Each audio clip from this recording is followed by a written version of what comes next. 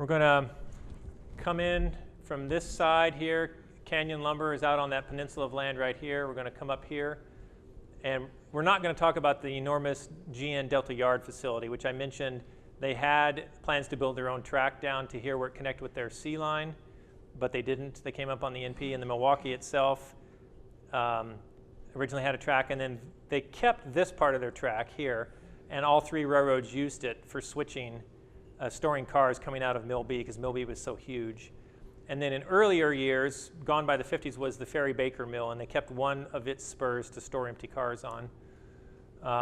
And you've got the MP main track here going up the middle, and you've got what's called Old Roger and New Roger on the east and west sides. And it's Roger, it's not Rogers. It's not like the guy that had the TV show. And you'll see in some photos there's a little crew shelter, which was an old wooden caboose that they just sat on the ground. And then we've got other Everett Weyerhaeuser stuff here. You've got the Mill C, which, Larry, are you still here? Yes. Yeah, you worked several summers there at Mill C. Wrote a really great story about your experiences there. And then the Kraft Pulp Mill, which was the last thing to be built in this area, was built in about 1953. And then the NP tracks run down here a little further, as you can see on the map, and then stop. Down here there's a log dump. And they had right-of-way to build all the way down, and then right on the waterfront, actually closer to the water than the GN BNSF tracks that are there today, but never built that. They connected to the GN here, coming up these tracks. There was a connecting track here in case they ever needed for an emergency to get on one line or the other. But by this time, that part past the log dump was all cut off. Then you've got tracks here for the pulp mill, and you've got tracks for Mill C, and then, of course, a lot of the tracks for Mill B. All right, let's dive in. Mighty Weyerhaeuser Mill B. When it was first built, which was, what, 1915, I think? Right. It was known as the largest lumber mill on the West Coast, maybe in all the U.S. I don't know for sure. That title moved around. Pretty soon, the one down in Longview, Kelso, became bigger, I think. But it was quite a huge facility. Here you can see those Milwaukee tracks in the weeds where they stored the empty cars. This is that big GN Delta Yard facility. Then here you've got Mill B. This is one of the ones I haven't written or published the article about yet. But this is a track going in here.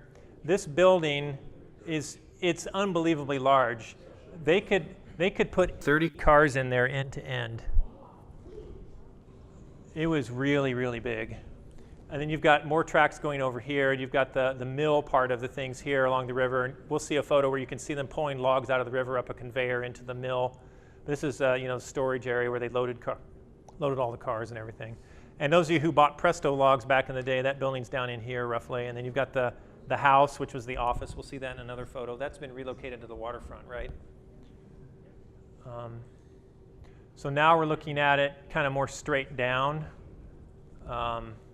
And you had a business within a business. So this right here was Copper's Chemical Company, and they received chemicals.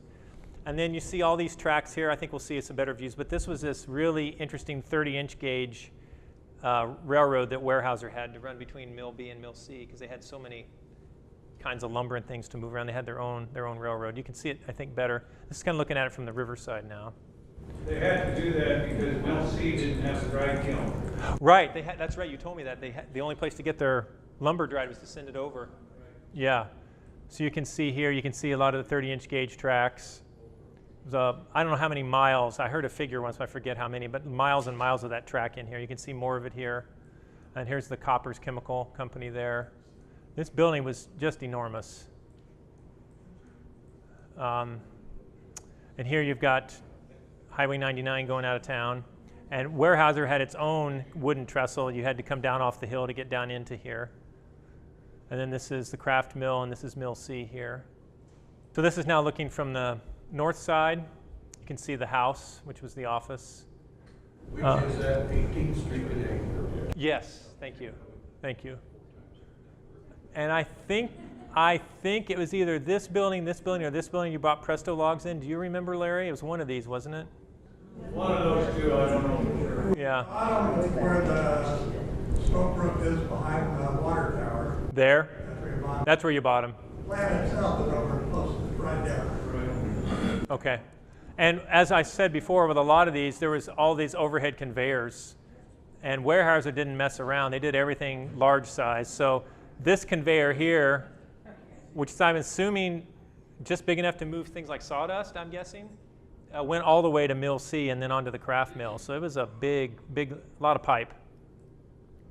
See a lot of stacks of wood here. And you can see the mill, see the logs going up into the mill here on the conveyors. Yeah, they could process a lot of board feet of lumber in a day, that's for sure. Now we have some photos here showing that 30-inch gauge stuff. Those poor little locomotives were really beat up, but they kept running.